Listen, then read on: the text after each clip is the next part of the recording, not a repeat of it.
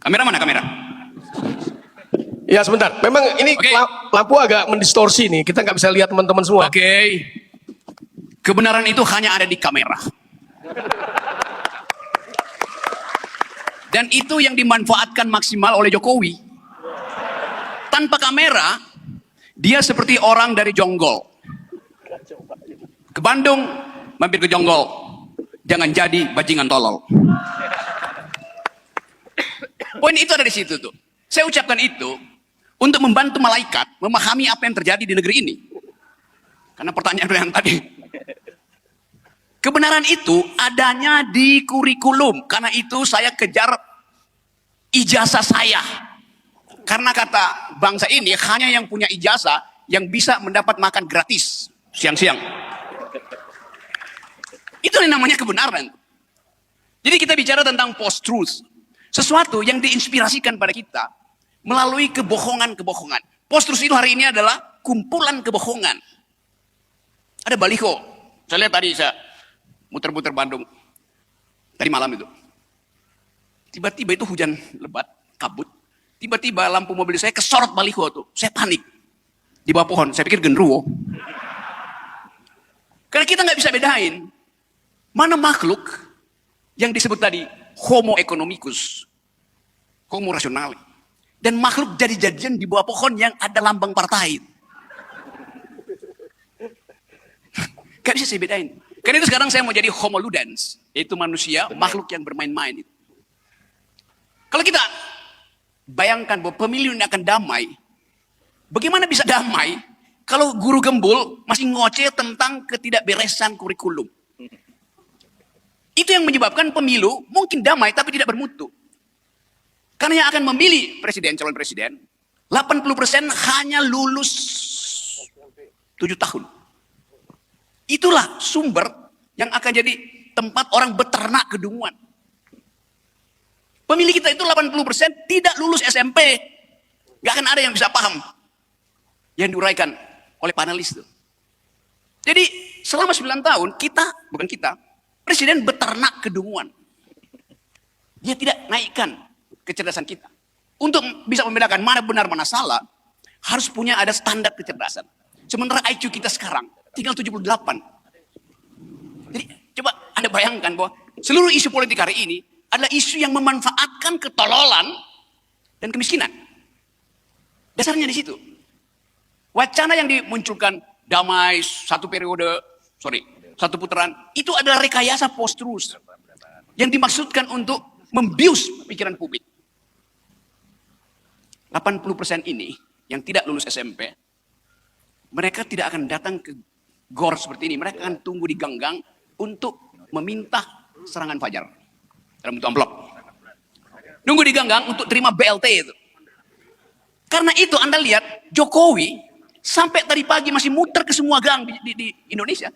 Jadwalnya itu dari gang ini ke gang itu bawa sendiri BLT. Lalu orang anggap oh itu bantuan presiden. Padahal itu adalah pajak saya. Tapi presiden klaim punya dia tuh. Tidak mungkin itu terjadi kalau IQ kita itu ada di paling nggak setara Vietnam 105, Singapura 115. Jadi Jokowi berhenti dia sebagai kepala negara, lalu berupaya kembali menjadi politisi. Padahal dia udah lame duck. Mestinya dia nggak boleh bikin apa-apa lagi tuh. Anda bayangkan hari ini keadaan 9 tahun lalu diulangi oleh Jokowi, masuk keluar gorong-gorong. Padahal itu yang menyebabkan bangsa ini tidak bisa berpikir kritis. Ya, teman-teman, selamat datang kembali di channel ini. Pemkot Surakarta tak mau berikan salinan ijazah Jokowi ke pemohon informasi ini alasannya.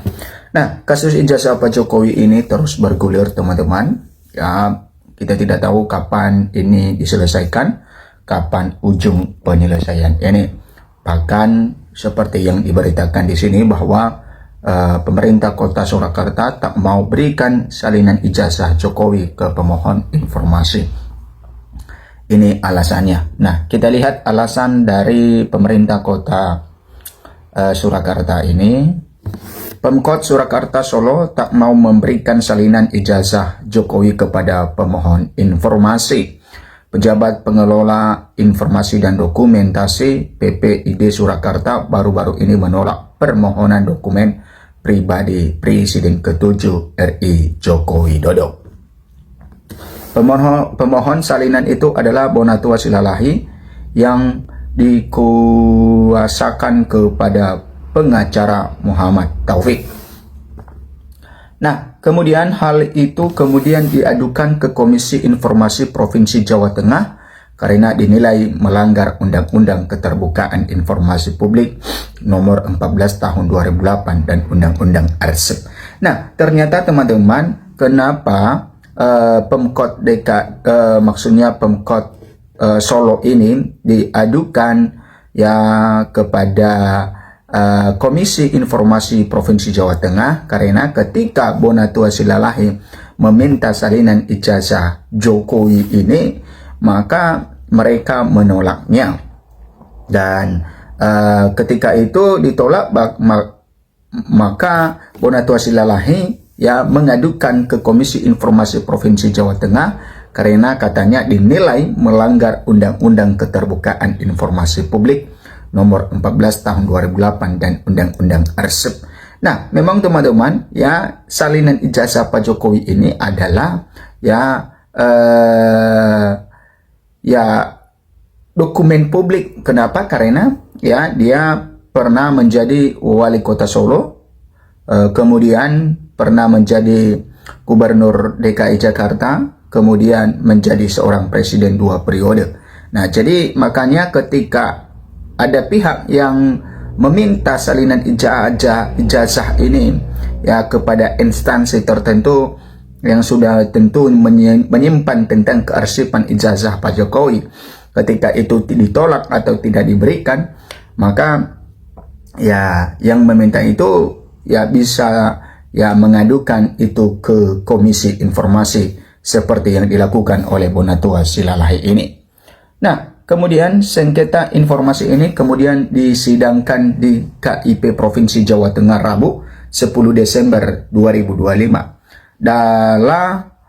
Dalam keterangan ya perwakilan dari Pemkot Surakarta menegaskan tidak memiliki kewenangan atas data tersebut, yang punya kewenangan KPU. Nah, ini adalah alasan dari pemerintah Kota Solo atau Surakarta mengatakan bahwa kenapa mereka tidak memberikan salinan ijazah itu karena katanya mereka tidak memiliki kewenangan atas data tersebut. Yang memiliki kewenangan itu adalah KPU katanya. Nah, ini yang disampaikannya teman-teman. Dokumen yang saudara ajukan tidak dikuasai pemerintah daerah Kota Surakarta, jawab termohon. Oleh karena itu, maka domain yang saudara butuhkan tidak bisa dipenuhi, jelasnya. Nah, kemudian PPID di bawah Dinas Komunikasi dan Informatika Koordinasi dengan yang memiliki data tersebut, yakni KPU. Kemudian pemohon menggelar rapat koordinasi dengan KPU Surakarta guna mencari informasi ke KPU berkaitan posisi dokumen tersebut. Intinya pada saat itu berkaitan dengan data yang diminta termasuk informasi yang dikecualikan KPU, jawab termohon. Majelis Hakim menanyakan bahwa surat alasan atas keberatan tersebut ditandatangani Kepala Dinas Kearsipan dan Perpustakaan Daerah, bukan Sekda. Nah, kemudian teman-teman, hal itu diakui perwakilan dari Pemkot Solo sebuah kekeliruan.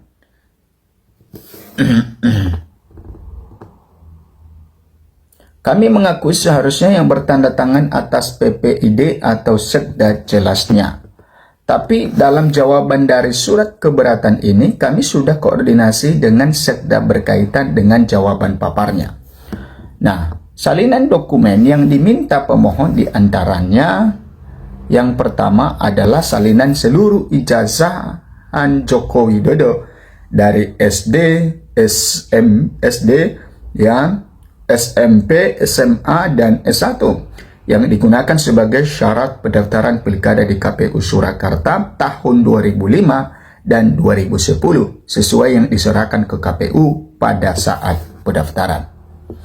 Nah, kemudian teman-teman, yang kedua adalah setiap catatan autentikasi atau berkas yang melekat pada pendaftaran 2005 dan 2010 yang menjadi arsip statis.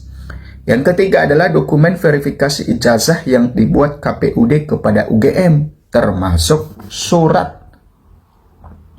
Yang ketiga adalah dokumen verifikasi ijazah yang dibuat KPUD kepada UGM termasuk surat balasan resmi verifikasi dari UGM saat pendaftaran 2005 dan 2010. Nah, Ketua Majelis Hakim RMI Sri Adianti menjelaskan, ketika ada keberatan untuk memberikan informasi karena dikecualikan, harus ada SK informasi daftar dikecualikan. Harusnya pemohon diberi SK informasi daftar dikecualikan. Jelasnya, sengketa ini berlanjut pada mediasi antara pemohon dan termohon. Mediasi akan dilakukan maksimal waktu 14 hari kerja jika hari ini tidak selesai, katanya. Nah, itu teman-teman tentang ya gugatan yang dilayangkan oleh Bonatua Silalahi kepada Pemkot ya Surakarta, karena ketika ya Bonatua Silalahi meminta salinan ijazah Pak Jokowi, baik itu salinan ijazah SD, SMP, SMA dan juga S1, maka itu tidak bisa diberikan oleh pemerintah Kota Surakarta ya, dengan alasan bahwa yang memiliki kewenangan untuk memberikan itu adalah KPU, katanya. Nah, kita terus mengikuti nantinya bagaimana mediasi dari sengketa ini teman-teman ya terhadap kasus ijazah Pak Jokowi ini. Dan ini terus bergulir dan bergulir tentang ijazah ini dan sidang di mana-mana teman-teman. Tapi walaupun ada sidang di mana-mana ya tentang sengketa ijazah Pak Jokowi, tetapi masih belum kita tahu titik terang dari permasalahan ini. Maksudnya titik terang penyelesaian ya masalah ini. Ya, karena walaupun sudah ditetapkan Rosyuro CS sebagai tersangka, tetapi ya untuk dokumen yang dipersoalkan itu belum ada titik terang apakah dokumen yang dituduh palsu oleh Rosyuro CS itu memang benar-benar palsu atau bukan, atau memang asli. Nah, jadi hal itu sebenarnya yang ditunggu oleh masyarakat. Kalau soal sengketa, soal sidang dan lain sebagainya, ya itu hanya prosesnya saja. Tapi yang dinanti-nantikan oleh masyarakat ini sebenarnya adalah hasilnya, ya penentuannya, sehingga ya langsung ya berhenti mengenai kegaduhan di negara kita ini hanya soal ijazah. Nah, silakan memberikan komentar Anda teman-teman, bagaimana pendapat Anda dengan hal ini, dan kita mengharapkan supaya penegakan hukum cepat dalam menangani kasus ini.